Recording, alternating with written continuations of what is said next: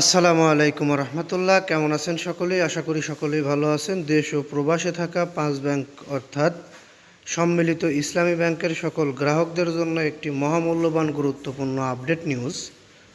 5 bank একীভূতকরণ সংখ্যাই বলে দিচ্ছে সংকট কতটা গভীর। বিস্তারিত জানতে অবশ্যই পুরো নিউজটি আপনাদেরকে শুনতে হবে।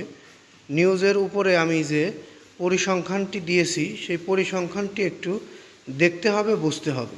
বিস্তারিত আমি আপনাদের মাঝে তুলে ধরছি মোল্লা নিউজ টিভি এবং ভাইরাল নিউজ বিডির মাধ্যমে।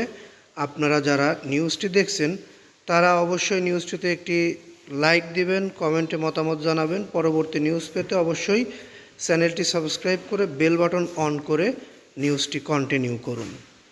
5 ব্যাংক একীভূতকরণ সংখ্যাই বলছে কতটা গভীর রয়েছে সংকট।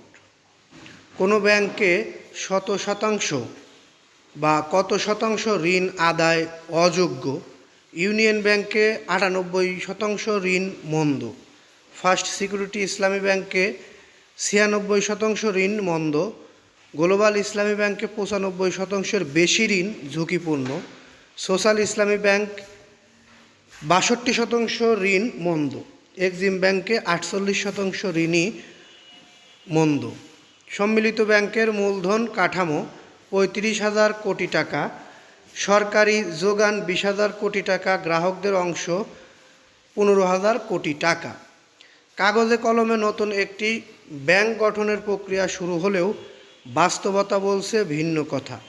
খেলাপি ঋণ, মূলধন ঘাটতি ও তারল্য সংকটে জর্জরিত 5টি ব্যাংকের আর্থিক ভিত্তি কতটা দুর্বল তার স্পষ্ট চিত্র উঠে এসেছে বাংলাদেশ ব্যাংকের ফরেনসিক অডিটে। সেই পরিসংখ্যানই বলছে নতুন ব্যাংকের সামনে সবচেয়ে বড় চ্যালেঞ্জ হবে আর্থিক সক্ষমতা পুনর্গঠন এবং আমানতকারীদের আস্থা ফিরিয়ে আনা। বাংলাদেশ ব্যাংকের ফরেনসিক অডিট প্রতিবেদনে যে চিত্র উঠে এসেছে তা দেশের ব্যাংকিং খাতের জন্য এক ধরনের সতর্কবার্তা।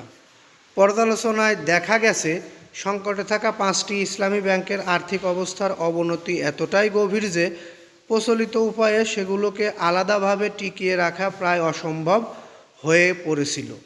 সে কারণেই শেষ পর্যন্ত একীভূতকরণের পথে বেছে নিয়েছিলেন সরকার ও কেন্দ্রীয় ব্যাংক। বাংলাদেশ ব্যাংকের ফরেনসিক অডিট অনুযায়ী একীভূত হওয়া ব্যাংকগুলোর ঋণের বড় অংশই মন্দ ও আদায় অযোগ্য, যার মধ্যে ইউনিয়ন ব্যাংকে খেলাপির হার সর্বোচ্চ 98%। এটা আমরা প্রথমেই আপনাদেরকে দেখিয়েছি, আপনারা আবারও একটু দেখে নিতে পারেন। ধৈর্য সহকারে যারা নিউজটি দেখলেন তাদের মতামত কমেন্ট বক্সে আশা করছি। আর পরবর্তীতে আমাদের থেকে এরকম ধরনের গুরুত্বপূর্ণ নিউজ পেতে চ্যানেলটি অবশ্যই সাবস্ক্রাইব করে বেল বাটন অন করে রাখবেন। এই বলে এখান থেকে বিদায় নিচ্ছি। আসসালামু আলাইকুম।